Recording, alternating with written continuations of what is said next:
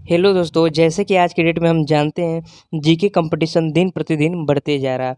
उससे रिलेटेड हमने 200 most important question इस कॉपी पे लिखा है, जिससे ये 8 से 12 तक बच्चे को भी पढ़ने के लिए बहुत सहयोगी है और जो तैयारी कर रहे हैं उन्हें लिए बहुत बहुत महत्वपूर्ण ये क्वेश्चन है। आइए हम क्वेश्चन नंबर पहला देखते हैं। निम्न में से कौन एक यौगिक है? यौगिक का मतलब होता है मिला हुआ, मतलब दो या दो से अधिक जो सब्सटेंस मिलकर बने होते हैं उन्हें हम यौगिक कहते हैं। तो हमारा इसका आंसर हो जाएगा रेत। हम जानते हैं जो रेत होते हैं वो मिट्टी और बालुओं से मिलके बनते हैं, मिट्टी और पत्थरों से मिलके बनते हैं, उन्हें हम रेत कहते हैं। विजरंग चूड़ है। विजरंग का मतलब होता है ब्लीचिंग पाउडर, जो बैक्टीरिया वैक्टीरिया मारने के लिए उपयोग किया जाता है आज के डेट में। वही पूछ रहा है विजरंग चूड़ है यौगिक। इसका आंसर आपको हो जाएगा यौगिक। बारूद किस श्रेणी के अंतर्गत में आता है? बारूद हमारा दोस्तों जो होता है वो कई इंस्ट्रूमेंट चीज़ों से मिलकर बनाया जाता है, तो उसे मिश्रण कहते हैं, क्योंकि बहुत चीज़ों से मिलकर बनता है इसलिए मिश्रण। नेप्थलीन का मुख्य स्रोत होता है। हम जैसे कि जानते हैं नेप्थलीन होता है जो बनता है वो तारकोल से और पेट्रोल से डीजल से बनाया जाता है। उसी तारकोल मतलब अलकतरा आपका होता है जो रोड वोड बनाने के लिए उपयोग किया जाता है, इसलिए नेप्थलीन का हम आंसर क्या देखेंगे? तारकोल।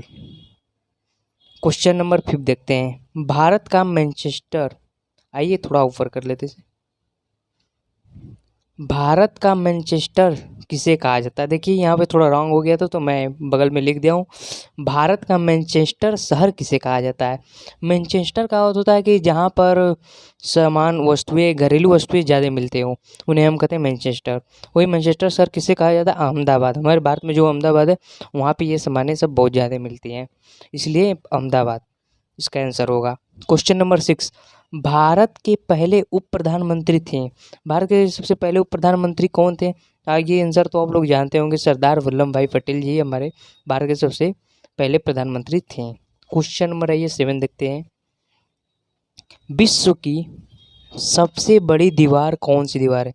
ये भी आंसर आप लोग जहाँ तक हमको लगता है जानते ही होंगे, ये बहुत ज़्यादा क्वेश्चन आजकल जीके में पूछता है। इसी ग्रेट वॉल ऑफ चाइना मतलब चीन की दीवार, जो चीन की दीवार है वही दुनिया की सबसे बड़ी दीवार मानी जाती है। आइए धुआंधार, क्वेश्चन नंबर 8 देखते हैं। धुआंधार झरना कौन सी नदी के किनारे है? धुआंधार झरना जो होते हैं जैसे धुएं टाइप दिखता है वो कौन सी नदी के किनारे पूछ रहा है? नर्मदा नदी। जो धुआंधार झरना आपके नर्मदा नदी के किनारे देखने को मिलता है, अगर कहीं घूमने जाएंगे तो आपको देखने को मिलेगा। क्वेश्चन नंबर 9 देखते हैं।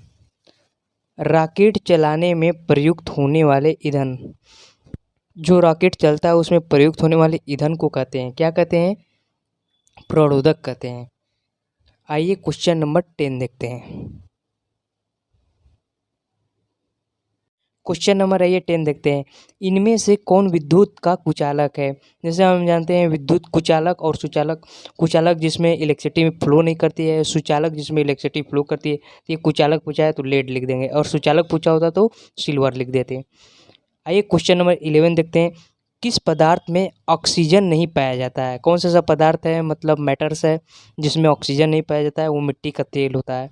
मिट्टी के तेल में आपका ऑक्सीजन नहीं पाया जाता है, इसलिए बहुत सारे इंस्ट्रूमेंट्स मिट्टी के तेल में, सोडियम आपका जैसे हो गया वो मिट्टी के तेल में ही रखा जाता है कि वो ऑक्सीजन से रिएक्ट ना कर सके।